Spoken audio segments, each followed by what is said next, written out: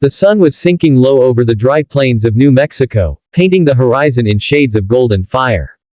The air shimmered with heat, and the only sound was the creak of an old saddle and the rhythmic clop of a horse's hooves against the cracked earth. Elias Carter rode slowly, his eyes half-lidded under the brim of a worn hat, his face carved with lines of age and solitude. Every mile of land around him belonged to him, yet it all felt empty. Once, this ranch had been alive with laughter. His wife, Mary, used to hum songs while hanging laundry in the wind, her voice mingling with the rustle of prairie grass. His two boys, Jacob and Ben, would race horses across the open field, their shouts echoing into the hills. But war had taken one son, sickness had taken his wife, and the other boy had long left for the cities back east. Now, only silence kept him company.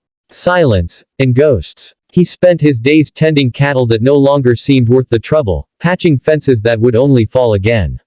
Each evening, he'd sit on the porch, staring at the far hills as if waiting for something, or someone, that would never come. He told himself he didn't mind being alone, but deep down, the loneliness had turned his heart to dust. That night, as he rode home after checking the north pasture, something strange caught his eye. Against the fading light, near the old oak tree by the ridge, a shape swayed in the breeze. He pulled the reins, squinting. At first, he thought it was a broken branch or an animal carcass. But then the wind shifted, and he saw it move. A chill ran down his spine. His horse snorted nervously. He urged the animal forward, his pulse quickening with every step closer. The figure hanging from the tree grew clearer, slender, human. Elias's breath caught in his throat. A young girl, no older than 12 or 13, hung limp from a rope, her dark hair tangled in the wind. The prairie fell silent. Even the wind seemed to hold its breath. Elias dismounted slowly, his boots crunching on the dry ground. He didn't know who she was, or what had happened, but one thought struck him hard and clear. No one deserved to die alone. And in that moment, the lonely rancher's story began to change. Elias stood beneath the sprawling oak tree, his heart pounding in his chest like a drum echoing across the silent plains. The air felt heavy, almost sacred, as if the land itself was holding its breath. He dropped to one knee beneath the girl's hanging body, his rough, calloused hands trembling slightly. The rope creaked softly as the breeze stirred it, swaying her small frame ever so gently. She was young, far too young. Her skin was the warm bronze of the Apache people, her feet bare and covered in dust. Her dress was torn, dirt-stained, and tied crudely around her waist. Pinned to the fabric with a rusted nail was a piece of cardboard, the letters scrawled in black charcoal, "White Man Don't Forgive."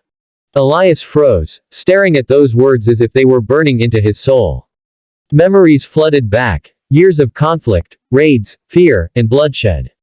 He remembered how settlers and tribes had clashed, how hate had spread like wildfire. He'd never been part of the fighting, but he'd seen enough to understand what cruelty men were capable of on both sides. That message wasn't just about her. It was about everything broken between two worlds. Then, a sound. Faint. A shallow breath. Elias's head snapped up. The girl's chest rose weakly. She was alive. Without a word, he reached for his knife and cut through the rope. Her body fell into his arms, light as a bird, cold as stone. He laid her gently on the ground, brushing the dirt from her face. Her lips were cracked, her pulse weak but there. "Easy now, child, easy," he murmured, his voice softer than it had been in years. He took his canteen, tilted it against her lips, and watched as a single drop of water rolled down her chin. Her eyes fluttered open for a heartbeat, deep brown, frightened, confused, before slipping shut again. Elias looked up at the vast, empty sky. The wind carried the distant cry of a hawk, lonely and fierce. He knew that taking her home meant trouble, the kind of trouble that could burn his ranch to the ground. But leaving her here would haunt him forever. He sighed deeply, lifted the girl into his arms, and whispered, "You're safe now, little one." Whatever they meant by that sign, it ends here. Then, with the fading light behind him, the lonely rancher carried her toward home. The night was long and cold on the Carter ranch. The wind whistled through the cracks in the wooden walls, carrying the scent of rain and dust. Inside the small cabin, the fireplace glowed dimly, its light flickering across the rough-hewn furniture and the tired face of Elias Carter. He sat beside the bed, watching over the unconscious Apache girl wrapped in an old wool blanket. Her breathing was shallow, uneven, but alive. Elias dipped a cloth into a bowl of water and wiped the dirt from her face, revealing a child's delicate features beneath the grime. She looked peaceful now, almost angelic, but the bruises on her wrists and the rope burns around her neck told a story of cruelty. He didn't know who had done this or why, but he knew one thing: she'd been left to die for something she didn't understand. All night, he tended to her, spooning a bit of broth to her lips, checking her pulse, whispering words of comfort even though she couldn't hear them. Somewhere between exhaustion and memory, he saw his wife's face again, Mary, smiling softly, her hand on his shoulder. For the first time in years, Elias prayed. Not with words, but with a quiet plea from his heart: let this child live. By dawn, when the first light broke through the window, she stirred. A faint groan escaped her lips. Elias leaned forward, hope flickering in his chest. Her eyes fluttered open, dark, frightened, filled with confusion. It's all right, little one, he said gently, raising his hands to show he meant no harm. You're safe here. She recoiled, pressing against the headboard, her breathing fast and shallow. She spoke something in Apache, words Elias couldn't understand, but the fear in them was clear. He slowly set down the water cup and backed away. I ain't gonna hurt you, he said softly. You've got my word. The girl's gaze darted to a small wooden figure on the nightstand, a carved angel with open wings, the last thing Elias's wife had made before she passed. Her trembling fingers reached out and touched it. In that fragile moment, something shifted. The tension in her eyes eased. She didn't smile, not yet, but she didn't turn away either. Elias exhaled slowly, his heart heavy but hopeful. For the first time in years, his cabin didn't feel empty. It felt alive. Days turned into weeks, and the lonely ranch began to breathe again. The sound of boots on the porch, the rustle of chores being done, and the faint laughter of a child replaced the long silence that had haunted the Carter Ranch for years. Elias had never imagined his quiet, dusty world could hold such life again, and it all began with the small Apache girl he had found hanging from that old oak. He called her Naya. It was the only word she'd spoken clearly that first week, so he took it as her name. She didn't talk much, but her eyes spoke plenty, cautious at first, then curious. Slowly, trust took root. Elias taught her how to feed the horses, how to mend a fence, and how to gather eggs without scaring the hens. In return, she showed him Apache words: shash for bear, tu for water, shiaj for child. Her laughter, when it finally came, was soft and clear, like music that had been waiting to be played. At night, Elias would sit by the fire while Naya drew symbols in the dirt. Sometimes she pointed at the flames and whispered stories in her language, about spirits and the wind, about forgiveness and the strength of the earth.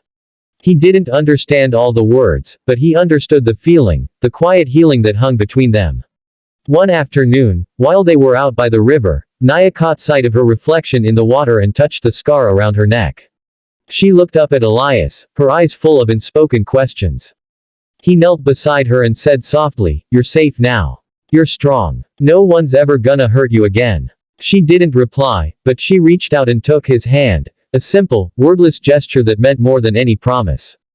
But peace on the frontier was fragile. One evening, the sound of horses thundered through the valley. Soldiers. Dust rose like smoke behind them. Elias's stomach dropped. They were searching for runaway Apache hostiles. Naya froze, terror flashing in her eyes. Elias looked at her, then at the open trapdoor beneath the cabin floor. He didn't hesitate. "Get down there," he whispered. "Don't make a sound." When the soldiers knocked, Elias met them at the door, face steady, voice calm. "Anyone else here?" the captain asked. Elias tipped his hat. "Ain't no one here but ghosts, sir." And for the first time, he meant it. The sun rose slow and tender over the New Mexico plains, washing the land in soft gold. A gentle mist drifted above the tall grass, and for the first time in years, the Carter Ranch felt at peace. The danger had passed, the soldiers had come and gone, none the wiser. But Elias knew the calm couldn't last forever. Word traveled fast on the frontier, and sooner or later, someone would come looking again. Naya stood by the riverbank that morning, her dark hair glinting in the light. She looked stronger now, the hollowness in her cheeks had faded, replaced by the quiet resilience of someone who had survived what no child should. Elias watched her from the porch, a steaming cup of coffee in his weathered hands. He knew what this moment meant. He'd known it since the day he'd found her. She turned to him, eyes soft but firm. Go, she said, her voice small yet steady. She had learned a few English words since coming to him, and this one carried all the meaning she couldn't yet say. Elias walked toward her, his boots crunching on the frosted grass. He carried a small leather satchel, food, water, and his wife's silver cross tucked inside. But when he reached her, she held out her palm, and he saw what she had been clutching, the tiny wooden angel that had sat beside his bed for years. She pressed it into his hand. For you, she whispered. He shook his head. That was Mary's. You keep it, Naya. Her eyes shimmered. She gently pushed his hand closed around the angel. White man, forgive, she said slowly, carefully, as if testing the weight of each word. Elias felt his throat tighten. Those were the same words that had been nailed to her dress, a curse then, but now, a prayer. He wanted to say something, but no words came. Instead, he knelt down and pulled her into his arms. She hugged him back, fierce and trembling. When she finally stepped away, she gave him one last look, a smile full of gratitude, sorrow, and something beyond both. Then she turned and disappeared into the golden light, heading toward the hills where her people waited. Elias stood by the river long after she was gone, the angel clenched in his hand. The wind stirred softly through the grass, whispering her name. And for the first time in many years, he whispered back, maybe we both just did.